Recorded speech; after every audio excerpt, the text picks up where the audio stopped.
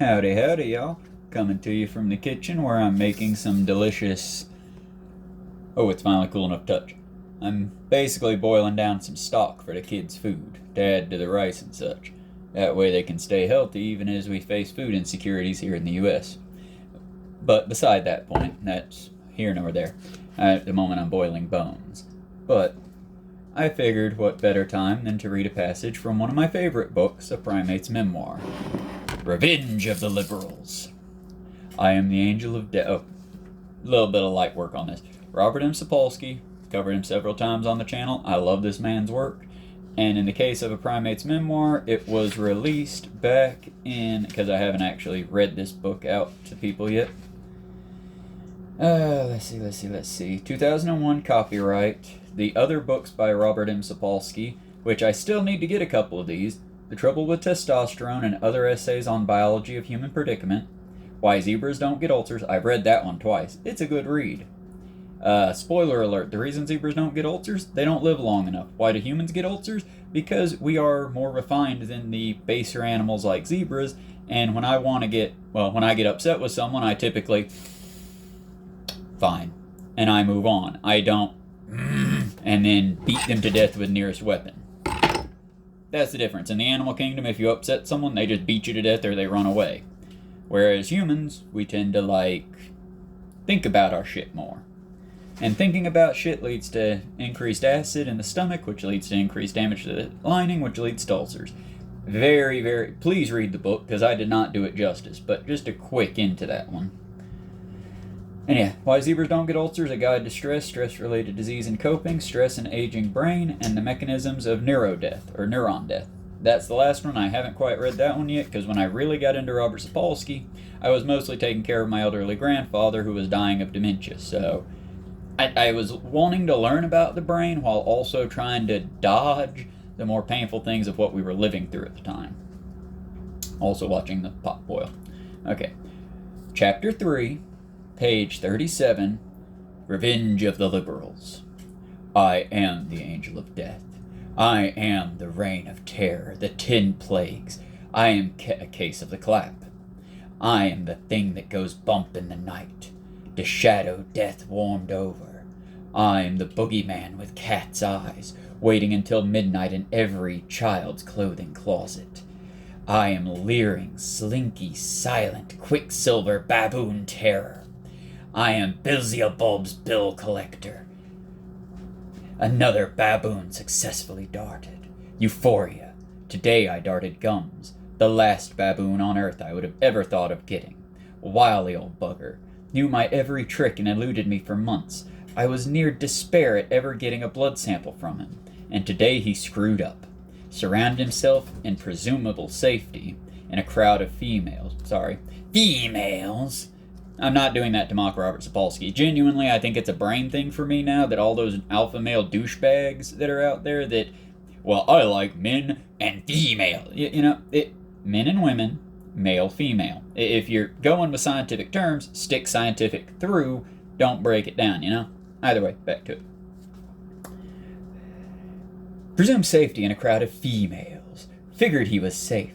Figured they would take the fall if there was a runabout.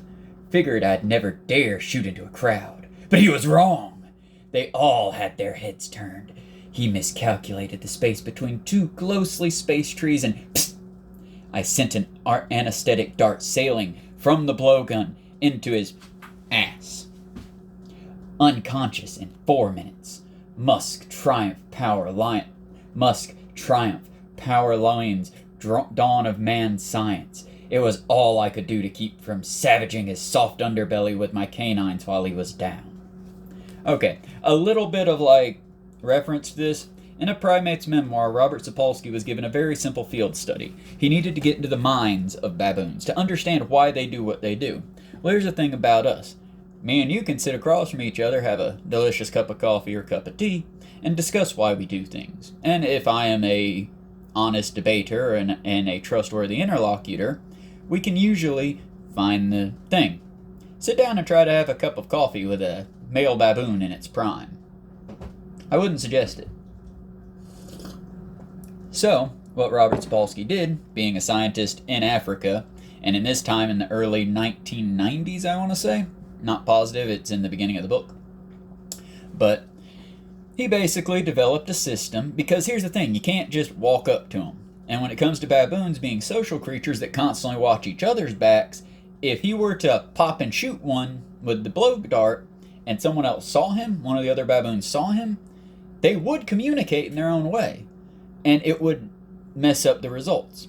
What Robert was trying to do in that moment, and what he eventually got good with doing with his blowgun, was pegging apes with the anesthetic and then taking them back to camp carefully and quickly, and basically taking their testosterone readings, taking a urine sample, taking a gut bacteria sample, which basically, I believe, if I'm not mistaken, he did by running a tube down into the animal's gut and then bringing it back up.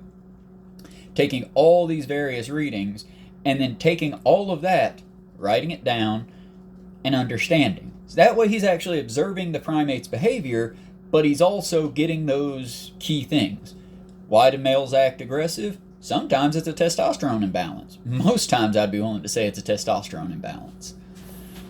But that's the thing. The other part of it is testosterone gets in, that was in Behave, not in this book, but testosterone gets a bad rep because, believe it or not, it's actually, what's the other one?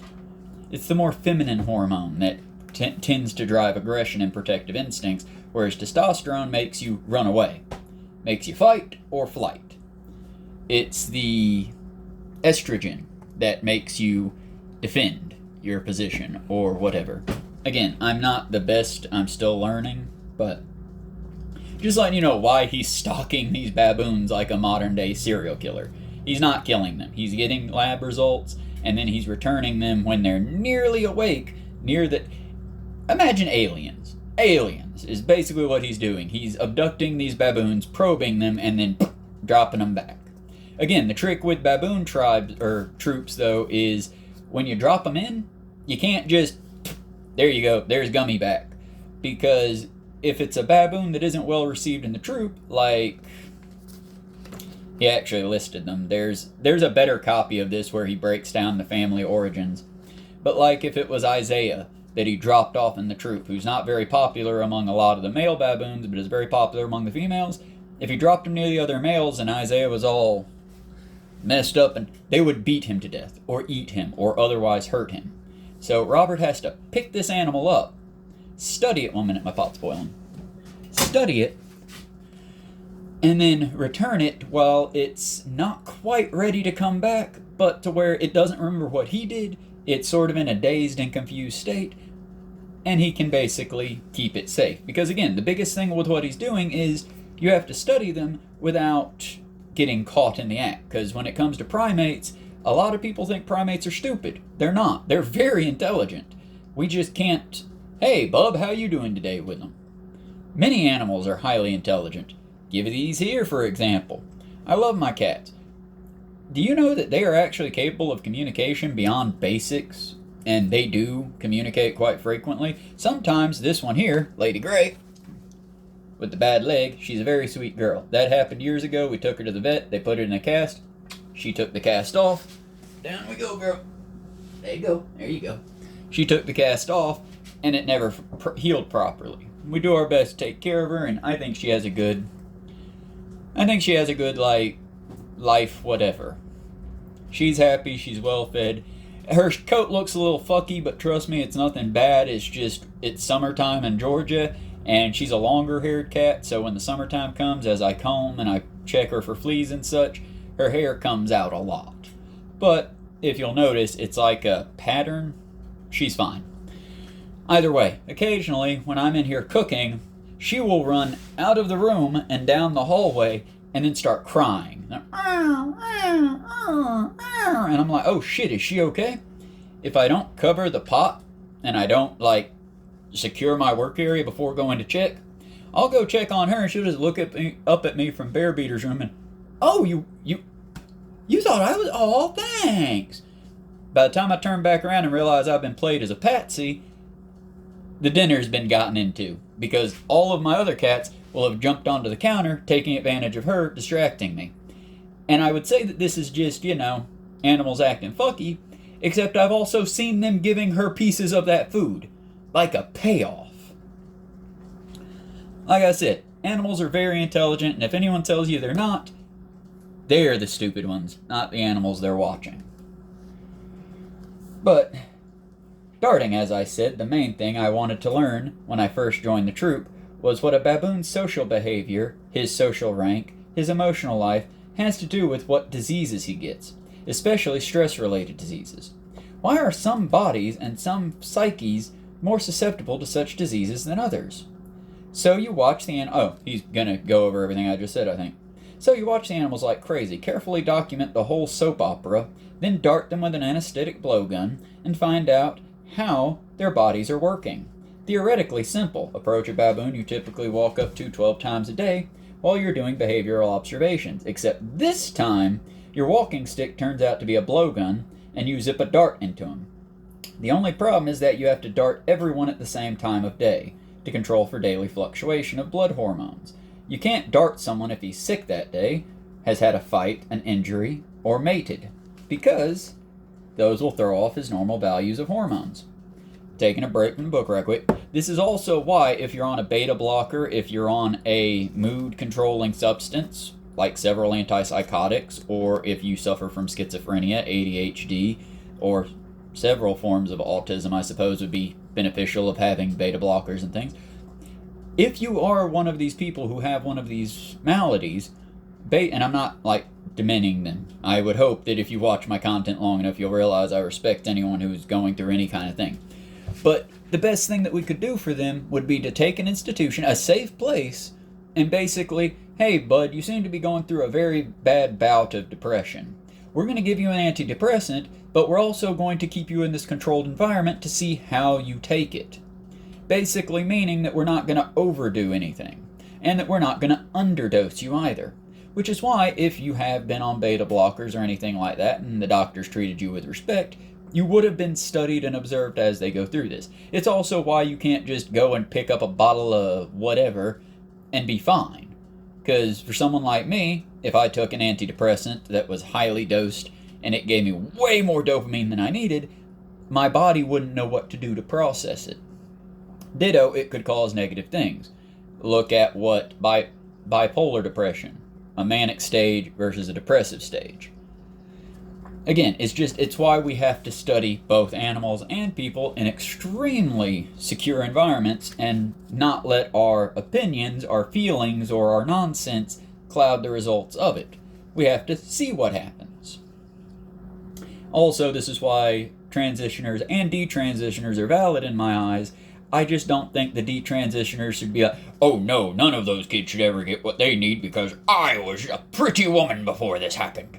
And then I can never go back to being a pretty woman. No, dude, people need to be taken care of. It's simple. And as a society, we should be able to take care of each other.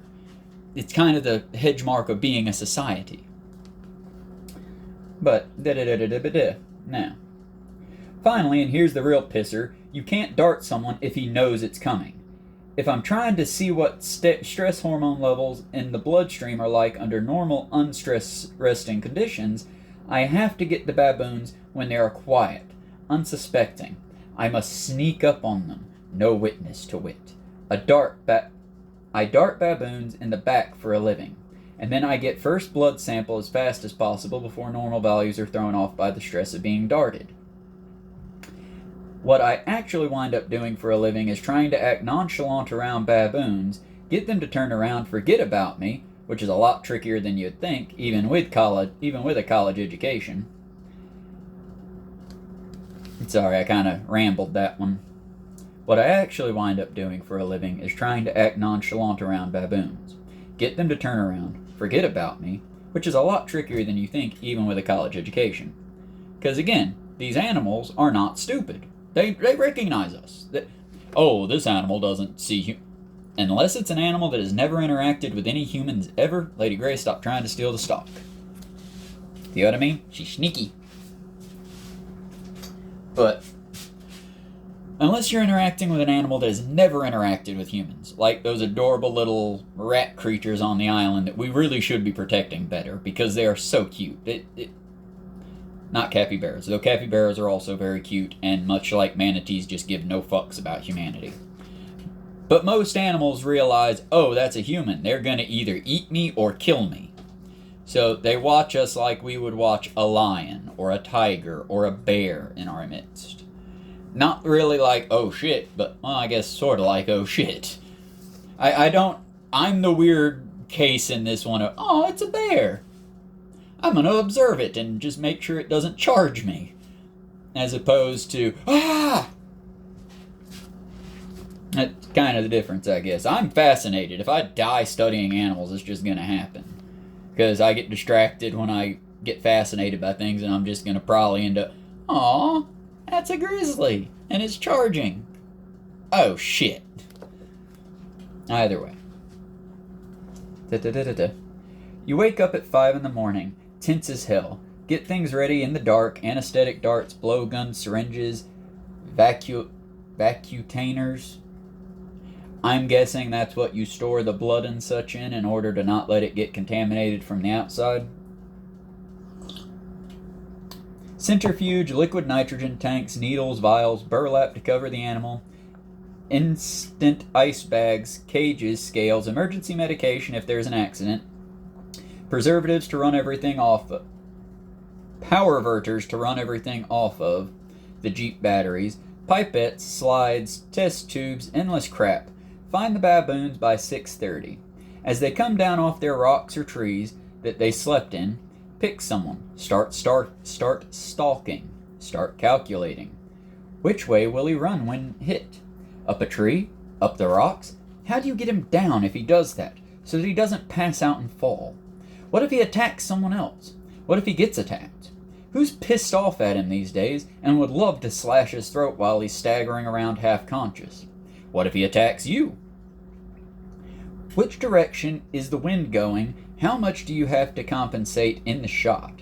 Shit, can't shoot. Some Weasley kid is looking right at you. Go stalk from a different position.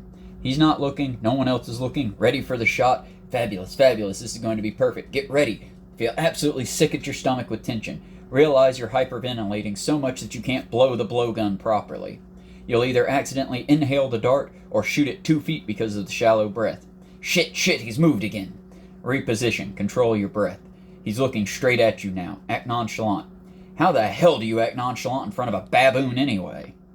He's in a perfect position now, but turned sideways too much. Peripheral vision. He's in the perfect position now.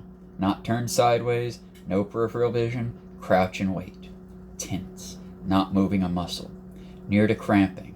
There's a goddamn bug biting your calf, but you don't want to move. Keep still, still, still, until you realize you just want to scream and run amok and bowl him over it. Then perfect. A fight breaks out elsewhere. Irresistible to baboon voyeurs. Which is true, if baboon troops fucking fighting at all, anything that happens, it's like a group of chatty grandmas. They're, they'll stop what they're doing to see a fight. Now, reposition, control your breath. He's looking Perfect. A fight breaks out elsewhere. Irresistible to baboon voyeurs. He turns around, cranes his neck to look at the action elsewhere. Full clear, beautiful, meaty, rare end. Zip! Dart hits him right in the ass, and he's off. Panic, heavy breathing, heart racing. You, not him. He ambles off, thinking he's only been stung by a bee. After him, trying not to chase him, trying not to lose him in the bush. Minutes, endless time. 3 minutes, and he gets wobbly, staggers a bit, decides to sit down and take it easy a bit, because the drugs are beginning to work, and the acacia trees probably have a purple aura and are beginning to spin around. The zebras are doing some dance number from The Lion King. He's getting woozier. Everything is under control. Perfect darting. When some rival bastard comes up to hassle him while he's hallucinating, shoo the rival guy away. Just in time because splot, your guy's out cold. Run over, throw a burlap bag over him, and take a fast, serendipitous blood sample. An adrenaline city. Endogenetic triumph. You've successfully darted a wild baboon. Stalked him in the bush and took him out. Perfect to shore up your precarious sense of manhood, and best of all, you're not even doing something appalling like hunting. You're doing it all in the name of science and conservation. You can wipe out innocent Beatific, Beatific baboons. Beatific? You can wipe out innocent beatific baboons and still be a liberal. Oh joy. The rush is over with, and you have to get him out of there. The jeep is a half-kilometer away over a ridge. You have to sprint him away without anyone else in the troop seeing you, or else they'll freak and rip. Yeah, that was the thing that I was about to say. The other thing about hunting these baboons is you're not exactly hunting deer on a reserve. The thing about baboons is just that. They are a social animal, and while someone might not like old Gummy when he's walking about checking out their daughters or their wives or whatever, I guess baboons don't have wives, but while they might not like him while he's checking out the people around him or trying to assert dominance, they do take personal insult to one another primate, such as a human, darting and in their mind killing their friend. So again, what Robert did right there, if he had been caught in the act, he would have been torn apart. Because again, you got to remember, this is one scientist, possibly a lab assistant, and not always a lab assistant. Because remember, when Robert went on this mission, he was still, I want to say he had his doctorate, but he wasn't like a famous doctor yet.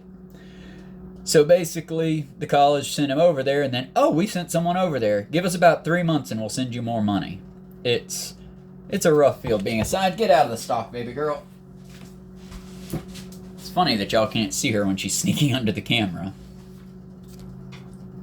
But yeah, it's rough sometimes, I'd imagine. Okay. My minute. Oh, joy. Okay. 70-pound baboon wrapped in burlap, and you're tiptoeing through the middle of the troop, arms aching, trying not to run or giggle or collapse from exhaustion. The guy's snoring, and you try to shush him. Get up over the ridge, nearing the jeep. Feel like you're going to die, but you're almost there. You begin to plan the rest of the day. What time do you have to take the subsequent blood samples? What other tests will you do on him? What time will he be awake enough to release back into the troop? Which 7 baboons are you going to dart flawlessly tomorrow? He's bouncing along on your shoulder like a sack of potatoes, and suddenly he burps. You are unexpectedly charmed by that, and thus let your guard down, and 10 seconds later, he throws up down your back, a thick lava flow. So goes the darting. There's nothing I enjoy more in the world. I learned how to dart baboons in a dormitory room in Manhattan. It was on my first break back in the States after I had joined the troop. I was boiling with schemes about the research. The biggest problem was how to dart on foot. To work on foot in general and not get smeared by some buffalo. Okay, that's a bit of old dialogue, but to be smeared, I figure y'all can figure it out. To get killed, to get your ass beat, to get hurt. But to get smeared by some buffalo. There was a guy from Berkeley named Lawrence who lived over on the next mountain, who studied hyenas. Lawrence of the hyenas had just gotten a donation of an old pair of infrared light-enhancing night viewing goggles from the military, which allowed him to drive around in pitch darkness and follow his hyenas. All the while, the 20-pound contraption strapped to his head, I decided I needed a similar high-tech solution. I would get a Flash Gordon jetpack from the Army. I knew they existed. I figured it if I could lumber around the... 1 minute. Got to turn the page and also got to keep her distracted because she's already back again. 1 second. Okay. I knew they existed and figured if I could only lumber around the Serengeti with one, I'd be safe. Got to take the lid off that again. Buffalo comes at me and I'd be gone into the air, a god to the local Maasai tribes. I called the Pentagon, got shuffled through a dozen of their R&D groups, finally found a colonel who thought the problem was fascinating. He confirmed that the jetpacks existed, would check into it for me, generously offered to call back. A week later, he had the bad news. He was afraid that I'd have to go to something bigger than the U.S. military for my jetpack. The Disney people had the only working model on Earth. I called them and was told by someone far less courteous than the colonel that the jetpacks weighed 90 pounds, took a minute to warm up, required asbestos pants, and were not available for loan to some zoologist. End of the idea. Instead, I merely had to look out for buffalo and use some common sense in where I wandered in the bush. And now, the reason he's looking out for buffalo, he's not talking about the American bison. He's talking about the Black Death. For the record, water buffalo in Africa, if you don't know, check out... One moment. Because I can never say the man's name accurately, and he deserves to have his channel thing, because he's a badass creator. Just 1 second. And yes, I have 2 phones. This one's my radio phone. It doesn't actually connect to anything other than the Wi-Fi, so I use it basically for quick searches, YouTube music, things like that. But I want to find the guy's name because he does a lot of animal things. But the thing about the Black Death or the water buffalo in Africa is these buffalo aren't your average cow, and they will straight up stalk you. They're very scary animals, is what I'm saying. Give me just a second. See, if I had an editor, I would edit this part out. But right now I'm scrolling through all my likes to find him.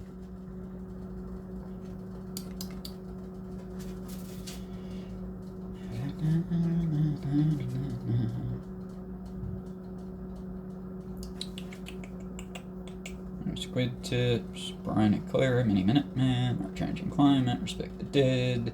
None of these people are the ones I'm looking for. Come on, brother, where are you at? I know you're on this list. Austin Archer, Forrest Valkai, Seth Station Watkins, Marino. Stop it. Not Animal Logic, but that's another good one that you can learn from. Some chicks.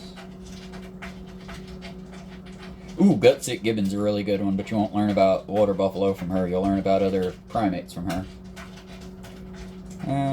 Sorry for the tangent, y'all, but at this point I'm kind of committed to the bit. I need to find him.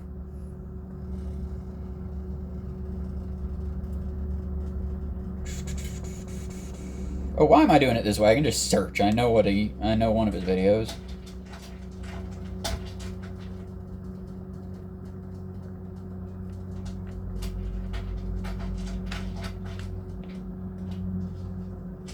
There he is, Casual Geographic. How the fuck could I forget Casual Geographic?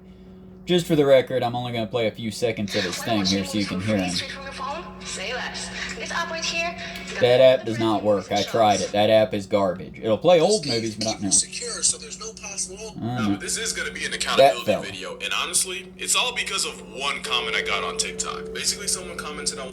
I love that man. He's one of the ones that keeps me interested in natural geography and stuff. Well, not geographic. He keeps me interested in animals. He's a good creator. He's already done a bunch more than I'll probably ever get away with doing on here. And check him out. That's natural... One minute.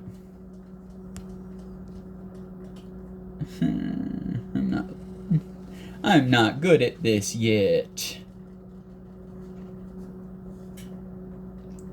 But like I said, Casual Geographic. Check him out. He is really good. And he can tell you about the water buffalo in Africa. He's got a whole video on him in his Dangerous Animals videos.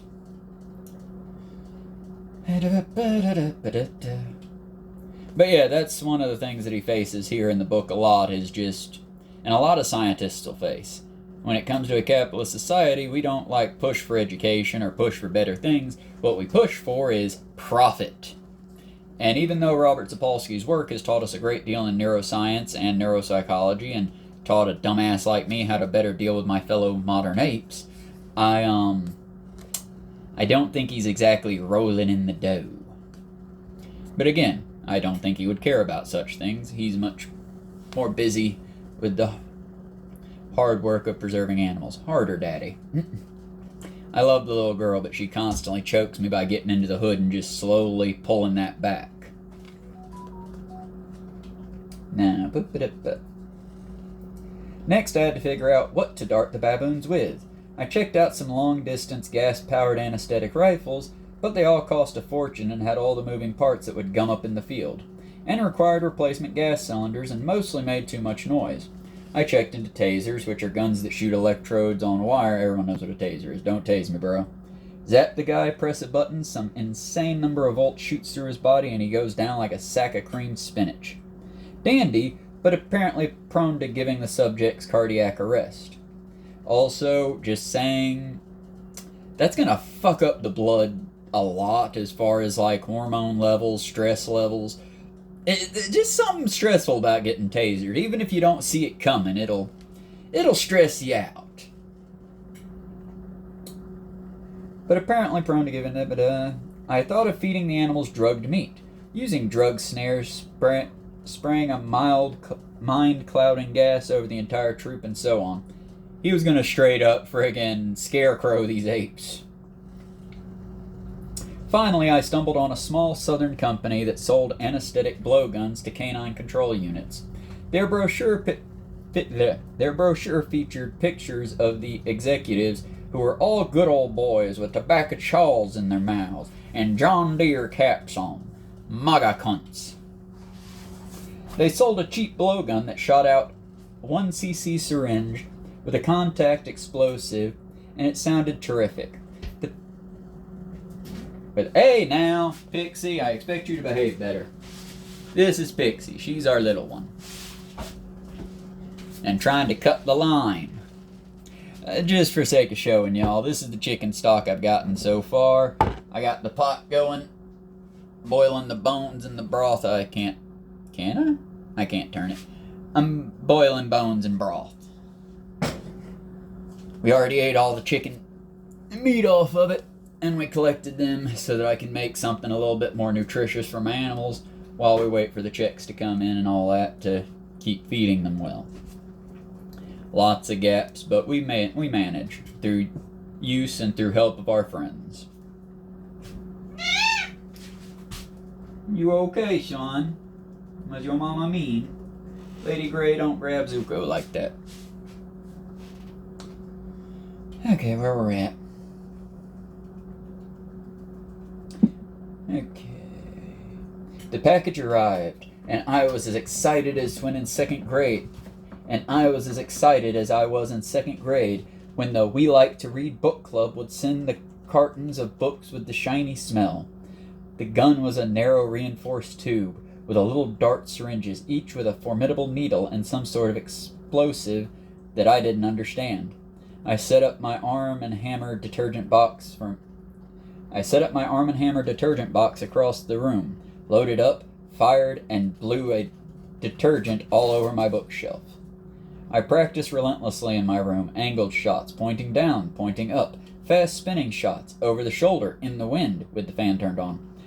Alan, a stolid graduate school friend with a low center of gravity, who had been a standout lineman in his Fredona, Kansas high school football squad, consented for me to practice wrestling him if he were a darted baboon. This was done in the dorm basement next to the Gene Cloners Club room. I don't fully get that joke. I'm sure that's a joke, but I'm sure it'll freak out some Christian somewhere that they had a Gene Cloners Club there. It's nothing that scary, I don't think. Time went by and I improved. I could have darted a baboon anywhere in my room, in or out of Groucho Marx's pajamas. Two fantasies dominated my darting men. I wanted to dart Fritz Lippmann. Lippmann was an incredibly famous biochemist. Got the Nobel Prize decades ago, and now was an August octogenarian who would spend his day shuffling around the campus in his running shoes, endlessly passing my first dorm window. I would get him with my blowgun sights from behind the biochemistry textbooks, which were about half of them. Chose between his rear end and shoulders, try to calculate his body weight for a proper dosage. I refrained from darting, however. The other fantasy was to sneak into Central Park and dart some random people. While they were down, I would quickly magic marker some Mayan hieroglyphic on their bellies and leave them to wake up soon thereafter underneath the Alice in Wonderland statue. I figured 3 such cases, and the newspapers would be screaming. TV pundits would lecture on Mayan rituals of sacrifice. Jimmy Breslin, I don't know who that is, would beg for me to give myself up. Frenzied, angry crowds would form around police stations in which jobless PhD archaeologists would try to come up with the feeble albus about how they weren't the Mayan darter. Alibis. Okay, let's read that one again because I fucked that word up. Jimmy Breslin would beg for me to give myself up. Frenzied, angry crowds would form around police stations in which jobless PhD archaeologists would try to come up with feeble alibis about how they weren't the Mayan darter. The months, and this is also, I'm probably going to stop there for the day because we're almost at the hour mark. And I'm trying to keep these like very consumable best I can. I'm marking it so we can return to it later. But that's something that I wanted to point out here because a lot of people are saying like, oh, these stodgy scientists. Dude, scientists have fun. Scientists are funny guys. They have a good time. But it's because, I mean, you got to remember, especially with some science, like neuropsychology, yeah, he's a fun little dude studying baboons. Another thing that he studies is pedophiles, and all the things that they do in the process of why they do it, and if we should just eliminate them. If you could find the pedophile gene in a person's brain, shouldn't we just lobotomize them and kill them? Well, no, because believe it or not, a lot of people have very bad things that go on in their head, and they never act upon it. But that's the thing, when you study the darkest things that people do, you kind of gotta find humor in some things that other people would find shocking. Now, do I think it would be funny to dart and scare my fellow people? Yes, I do. I think it would be very fucking funny. But not something that I would actually do either, because as a person, I realize how very, very terrifying and off-putting that would be, even if I found it humorous. It's kind of why, like, even though I dress up and I pick up trash and I sort of do the whole, to any Tesla car that I see, I sort of fucking am a bit of an eldritch pain in the ass to people at times, and I build little art displays out of rocks and sticks that make somewhat creepy imagery at times. Yeah, I do all that shit. But I wouldn't hurt anybody. And I would expect that anyone else who does this sort of funny shit wouldn't hurt anybody. It's sort of like how people are saying, oh, well, these air traffic controllers are meowing and barking at each other. Can you believe it? Yeah, totally. I mean, there was a fighter pilot in the early World War II, I want to say, maybe a little later. Check out Youth Pastor Ryan. He did a whole ass video on him. But basically, this pilot would test fly these very dangerous planes, and he would fly into formation with other pilots in this amazing new jet technology. But before he did that, he would put on a chimpanzee mask with a cigar, like a big stogie cigar sticking out the side of it. And he would fly along these formations of U.S. airmen, no one else, because this was a U.S. experimental machine. But he would fly right alongside them, and then when the U.S. airmen would look over, they would see Chimpo, the flying monkey. And he'd just, and then, poof, right out of the sky, just vanish. Because he was flying a jet, and they were flying fucking classic rudder planes, you know? What I'm saying is professionals have a lot of fun. And I kind of find it hard sometimes, you know? It's like there was and this comes back to Georgia here, there was a faux pas, I want to say about 10, 15 years ago maybe, where they found a funeral home, and this one I am against, but they found a funeral home where basically, instead of cremating the bodies, they were just piling them in the backyard, burying a few, but mostly just piling them into sheds and selling people wood ash. Why? Burn an incense stick. Now go look at your cremated grandma. It looks about the same, don't it? Now imagine if instead of firing up a multi-100,000 degree oven, we could just give you a whole bunch of wood ash and you'd take it and go home with it. I don't agree with it, but in a capitalist system where you find every advantage you can, I'm kind of surprised we're not eating each other yet. I'm kind of surprised the Soylent Green isn't a thing yet. That's not to say it should be. I'm just saying, capitalism is the worst possible system, and it breeds the worst possible outcomes for everybody. Shifu, behave. But yeah, y'all, that's the short one of the day. Little passage. Okay, this one's different. Simon & Schuster, please don't bite off my ass. I didn't read too much of it, and I did try to give my own opinion of it as we went. We will revisit this, and it was published by a Touchstone book. Published by Simon & Schuster, New York. Cover design by Yori Kim. Cover illustration, the National History Museum of London. Isn't that a lovely image? I want a poster of that, by the way. That would be fucking cool. But yeah, this is where I get my ideas from, y'all. I'm not just some mad, crazy southerner here. Well, maybe I am a little. But it's because I think we can do better. Y'all, they're our cousins. These are our cousins. And they are doing so good compared to us. And imagine if humans would quit poisoning the earth, blackening the sky, blowing up Iran and making it rain oil on innocent people. Imagine what we could do if we were just better. If instead of trying to annihilate civilizations, we tried to, build it up so that no one need to go without. I'm saying, y'all, we blew up sanitation and desalinization facilities all across the Middle East. What do you think that's going to do? And I don't mean like, oh, well, they'll work. No, I mean, what do you think that's going to do on a global stage? I don't even care. I do, but I don't even care about the Ayatollah at this point. I don't care about the governmental policies, procedures, the Strait of Hormuz, and the blockading shit. I care, but I can do nothing about it. What I care about is the human fallout. How many abuelas, how many good mothers and fathers and little children are being hurt because of my tax dollars? How much of my money is going to hurt good people? And more importantly, why?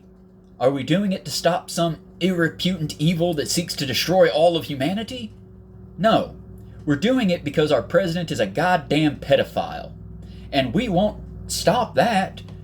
We won't talk about how sleepy Joe Biden, he kissed a kid's head. How dare he? Trump has a bite mark from a 14-year-old girl on his fucking dick. He paid almost $80,000 to that family to make sure that case never saw court.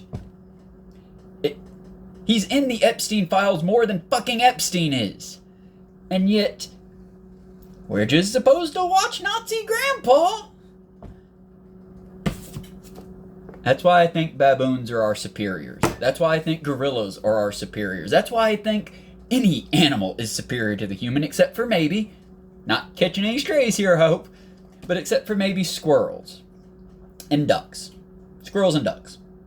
We have a leg up on squirrels and ducks. Not rats. Rats will actually go without treats in order to free their comrades. A rat in a cage will release itself. But if you take a rat, put it in a cage with another rat, and those two, the rat has to free itself and leave the other, the rat won't free itself. The rat will wait until it can free its comrade. Meanwhile, the prison system has us basically predating on each other. Because people are fucking stupid when you put us in boxes. And for the record, that's not me blaming the inmates. That's, if you put a person in a box, beat them relentlessly, and constantly threaten their every move and every part of their existence, of course you're going to get the worst... Bobo, stop that. Out, neck.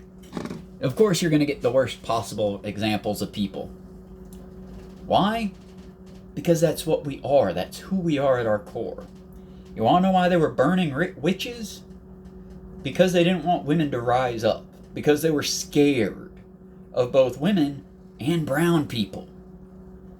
It's a tale as old as time, y'all, and we should do better.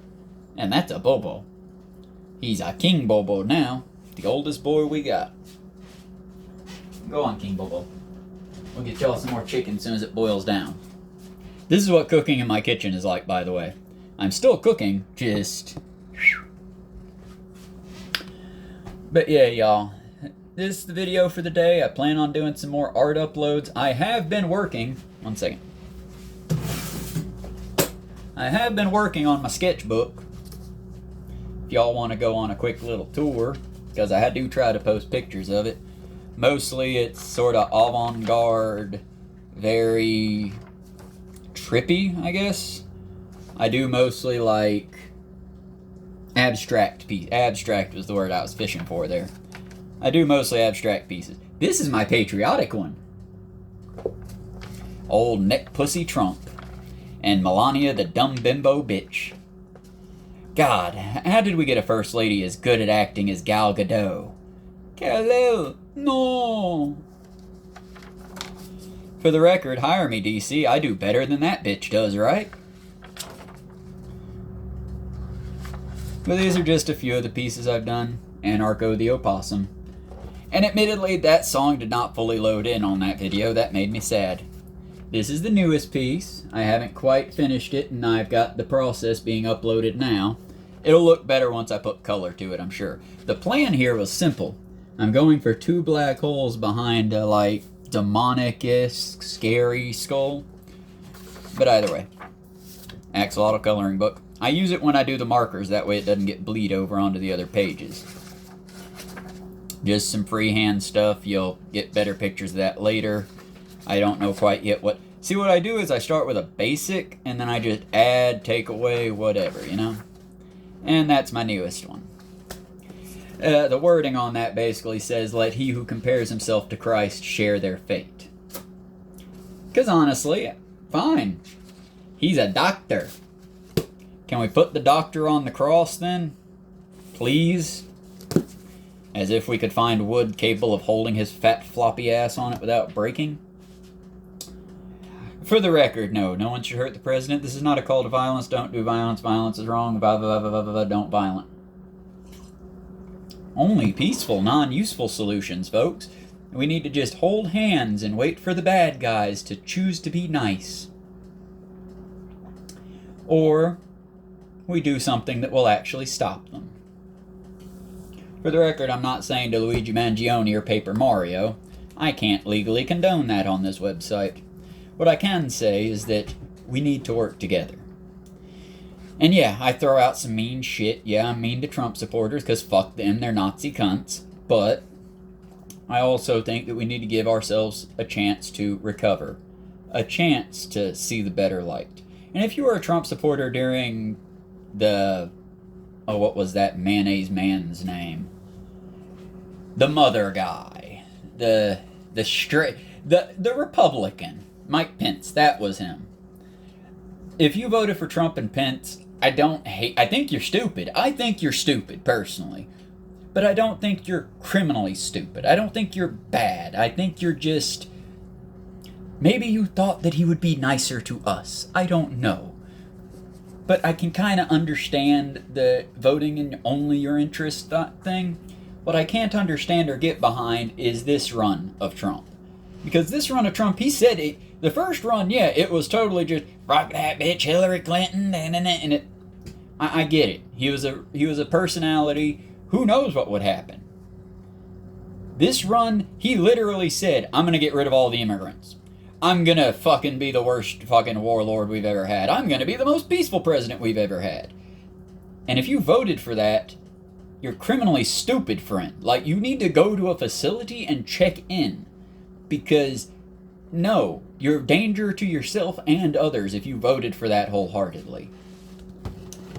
But that's just my opinion, and kind of scientific fact based on neuroscience. Because if you're the type of person who would vote for a Nazi in order to protect yourself, you don't understand what Nazis are. It might have been Malcolm X who said it, it might have just been an actor, I'm not sure, but I remember seeing the quote in front of a Carsey Bolton video. Check her out too, by the way. She's fun. She wrote Commie Bitch. She also wrote a few other fun songs. Keep the Little Flame Alive is my favorite of hers. But yeah, she says it kind of best. We gotta work together, y'all. And in one of her videos, I believe it was a Malcolm X quote, but again, it might have just been an actor. Man, we gotta fight fascism and stop fascism, because fascism will stop us all. And that's the truth, y'all. Fascism is an inherently broken and terrible belief system because there is no ideal fascist. Hitler believed that we should have blonde-haired, blue-eyed, Aryan purity. He was a black-haired fucking German. And that's kind of how fascists are. If we could just put them in a box, they're a self-eating cancer. I mean, hell, I don't know how. I don't understand people that will vote or side with that because, oh, well, they're going to beat the crap out of those people, but they'll leave me alone. No, they won't. They'll get you next. And that's what I want people to think when they see evil people doing evil shit. Stop thinking, oh, at least it's not me. Start realizing, bud, you're next. That's all I'm saying, y'all. Try to do good today. Try to help out. It is 420. If you got it, partake and enjoy if you can legally do that. I believe Earth Day is coming up very soon. Try to do some ramp up stuff now if you can. I myself am going to go pick up some litter today at some point once I cook the bone broth down all the way. But again, try to do something to change the world, y'all. Because it's up to us. And if we don't do it, who will? As soon as I can figure out how to fix OBS or find something that'll run on my sad laptop that's trying to die on me, I'll try to do more live streams with gaming and lighter stuff. But for now, the library's free, y'all. The library's right there and it's free. Stop giving billionaires money. Stop helping billionaires. I'm not saying don't use them. I'm saying don't give it to them for free. Because they aren't to be respected. They are the parasites. The homeless guy who's completely insane on the side of the road, that dude is way more beneficial to our society than Jeffrey Bezos or any of the other ones. Sneaky Pixie. She jumped up on the stove. Straight away this time. But yeah, y'all. Hoping to cut this video about 9 minutes short of an hour. Y'all be good. We'll see you later. And yes, I wear this hoodie every day when I wake up. It's warm, but also cool. Love y'all. Be good.